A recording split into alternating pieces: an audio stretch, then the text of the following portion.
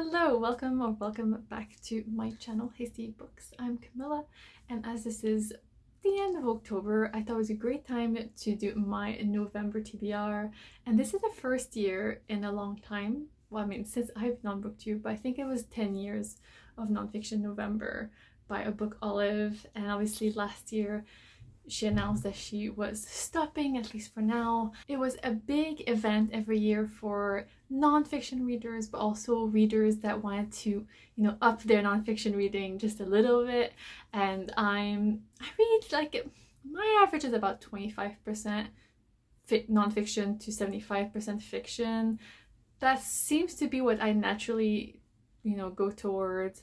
I read, obviously, non-fiction for my PhD on the side. I don't count that. But otherwise, I like to engage in a really range of subjects. And actually, the whole first shelf here that you see behind me is actually a non-fiction in English shelf. I enjoy it a lot. I wasn't sure what I was going to do this year. And I was like, oh, maybe I can come up with my own theme. Maybe I can pick my favorite non-fiction and then, look from those authors. Maybe I can just open a dictionary and pick 4 words. But I decided to actually compile all of the piles of possibilities of my past nonfiction Novembers. So I think my first year was 2021. And so I did 2021, 2022, 2023, 2024, and I assembled all of those books. Obviously crossed off the ones that I did actually read, whether on Nonfiction November or another time of the year. And I realized that a couple of those books were repeats. So the first 5 I'm going to mention from this pile of possibilities for my 2025 Nonfiction November are books that I've multiple times said that I was going to read it during Nonfiction November and clearly still haven't. So I'm going to mention all 5, and then I picked 6 other ones from the list as well, and from some books that I'd already thought that I would read.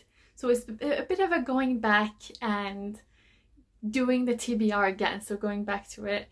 And yeah, so I'm quite excited by that. And also it means I'm going to be reading books that I own, hopefully, because the majority of the books that I previously mentioned are books that are already on my shelf. So yeah, I'm really excited to present. I think I have 11 books on my pile of possibilities. So we'll see what comes up in November. I have some trips planned. That's not a surprise, obviously. So it's still going to be a busy month. But I'm hoping, I'm almost finished my Booker Prize reading for the shortlist. So hopefully, I'm hoping that by November I'll be done. And so I can hopefully just focus on these reads for November. All right, so let's dive right in with the first 5. Okay, the first book actually I've mentioned 3 times already. So this is the 4th time. So if I don't read it, I feel like there should be consequences. So the first book is The Bilingual Brain, and what it tells us about the science of language by Albert Costa. This is a book translated from the Spanish, and it is obviously, as it says, about growing up bilingual, about what it does to the brain, like how it helps you develop, but also what it means later in your life. I have read the first chapter many years ago, I'm guessing when I got this book. It's very dense, and I'm guessing like more sort of linguist based, from linguists.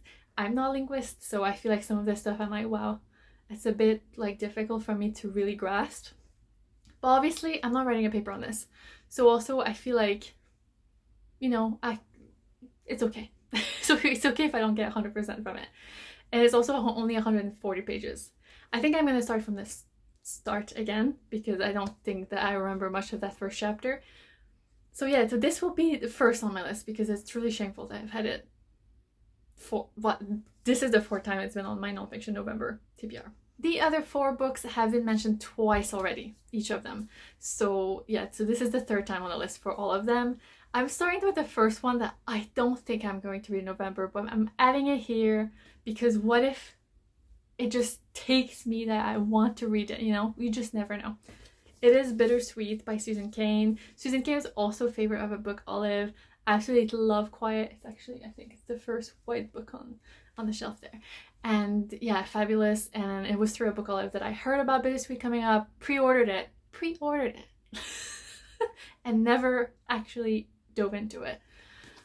It's sort of my, I guess, impatience lately of reading for prizes, reading for my PhD, and then just not sitting down sometimes with the books that I do own, rather than focusing on books from the library or other things. But I cannot wait to dive into this, like, since I heard about it. Next is Who Cooked Adam Smith's Dinner by Catherine Marcel. And this as well, this is the third time I'm mentioning it. I bought this book, I think technically it was for my husband. He studied economics for his PhD, and obviously I'm always just like pushing the feminist agenda, you know. So I thought that this was really interesting. And again, it's another really short one. Yeah, like 180 pages. But never got to it. I feel like maybe it would be a good time. I mean, when is it not a good time? But I want to read this one again. Third time lucky. Next is The Good Immigrant. It's a collection of essays edited by Nika Shukla. This is the British version, because I believe there's a US version as well of this book with, I guess, you know, immigrants from that region. And yeah, I actually had been really keen to read this one. Picked it up secondhand, I want to say a few years ago. I don't actually remember when I've had this one. I don't even remember if, because this is also the third time, I've mentioned it twice before, and I don't know if I owned it the first time. Let's give myself some doubt and say I did not own it the first time, but the second time I definitely owned it, and because I think that was last year.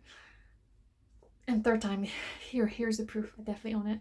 And yeah, I'm excited for this. Maybe even if I read a couple of the essays, I'd be quite pleased with that. Yes.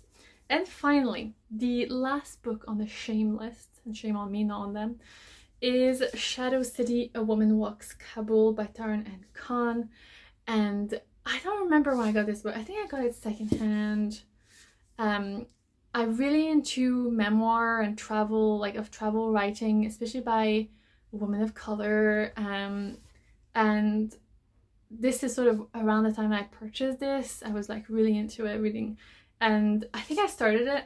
I have, I think, 87 pages into a 230 books, so not quite half, but you know, getting to that. I think I found it quite slow to begin with, so difficult to connect, but it's been many years since I started reading this one.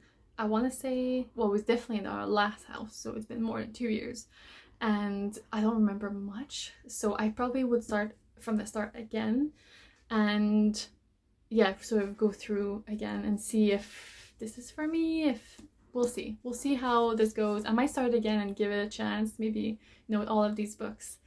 So yeah.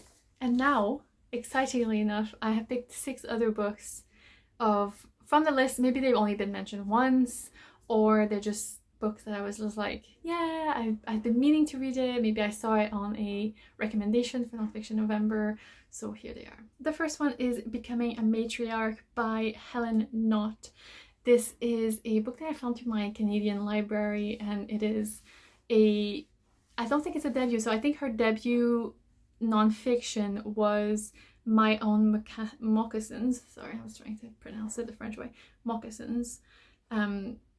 So it is a First Nations memoir from Canada, so this will also, well, first be really interesting because I've been trying to read more First Nations authors, but also I think it's going to be good for my sort of reading across Canada challenge, so I'm quite pleased with that, and it just sounds really interesting generally. Next is another book that I pre-ordered. Truly ordering books is like a compulsion, but anyway, is I Belong Here by Anita Sethi, and it's a journey along the backbone of Britain. So it's about like after an experience where she was basically told to like leave this country, whatever, you know, like a racist experience encounter. She decided to try to reclaim the spaces like where she does come from in England and go and walk there. So I think it says Northern England, yeah. She became a victim of a race hate crime. And so she goes back to the Pennines, known as the backbone of Britain, that runs along the north and strongly connects north to south, east and west. It's a place of borderlands and limestone, the rivers, scars of fells and forces. The Pennines called to Anita with a magnetic force. Although her races had told her to leave, she felt drawn to further explore the area she regards as her home. So yeah, I think this would be really great. I don't know again if I'll dive into this one, but pile of possibilities. Next is Sitting Pretty, The View from My Ordinary Resilient Disabled Body by Rebecca Tosig. And I have had that one on my TBR for a long time. And also I just want to make sure that I diversify my reading in all kinds of ways. I used to take part when I was more involved with BookTube in the Disability Readathon, which I think is usually in April. So I do feel like since then potentially I've read less, so that'll be a good one that I found. I currently have it as a hold from my library. This is a memoir in essay format from her perspective as a disability advocate, so I think it'll be very good. Next is Bad Feminist by Roxane Gay. So I've previously mentioned this one. I was told that it's actually a bit dated now because I think at the time it was like a big deal. I've had it for a long time, been meaning to read for a long time, don't know why I haven't. This might actually manage a lot of these books.